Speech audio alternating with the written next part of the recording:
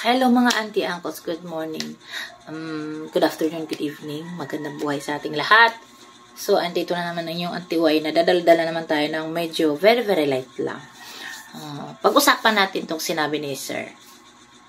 Mukha kang Bisaya o galing Bisaya. Hindi nga kayo makapagtagalog ng diretso eh. Basta old style at old fashion. Bisaya yan. Mga katulong lang kayong mga Bisaya.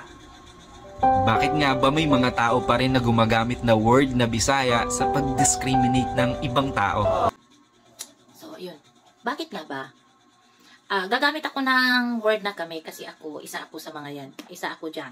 Hindi ko na babanggitin kasi alam niyo naman na hindi natin alam kung gaano kasilan si manager pagdating sa kanya. Pero bakit nga ba? Gagamit ako ng kami ha, para dyan sa word na yan, para dyan.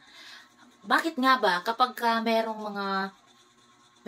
merong tao na hindi kaya ayaw manamit, merong mga tao na nakakatawa, bakit nga ba kami ang ginagawang halimbawa? Marami sigurong bagay na dapat tingnan ng bawat isa sa atin. Mamulat na tayo, 2024 na. Hindi na tayo para kamukha ng dati na pag sinabing di marunong magdamit, kapag katawa-tawa kami na agad. Tingnan nyo din naman, hindi ko sinasabi na ako, pero marami sa amin ang magaling umawit. Diba? Mga sikat na personalidad, mga manlalarong magagaling, mga magagaling na namumuno nanggagaling sa amin. O, diba? Gagamitin ko yung amin kasi isa ako sa kanila. Siguro guys, panahon na para ipamulat natin sa mga kabataan natin ngayon na may ka-proud din sa amin. Sa amin. Hindi ko alam kung okay kay manager na banggitin niya. Pero maraming ka-proud kaysa sa pagtawanan yung lahi naming mga B. Diba?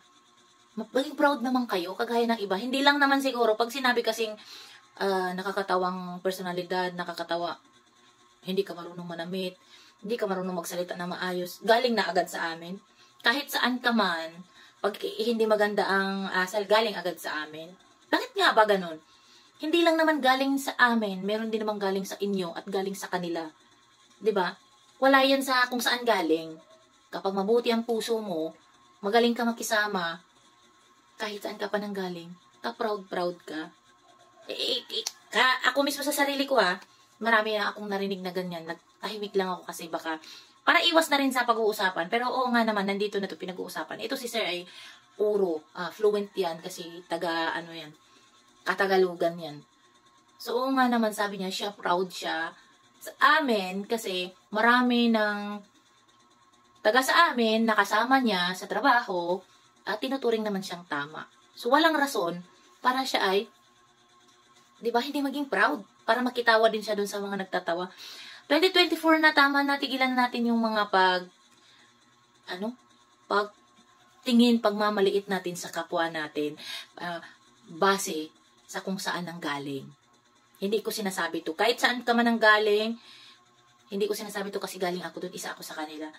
Kahit saan ka nang galing, kung mabuti ang puso mo, good yun.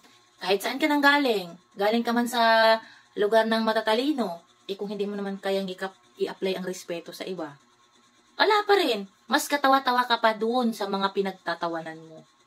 So, tama na siguro.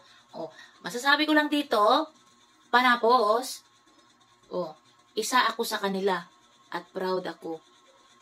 Galing ako sa Central Visayas at proud ako. Yun lang.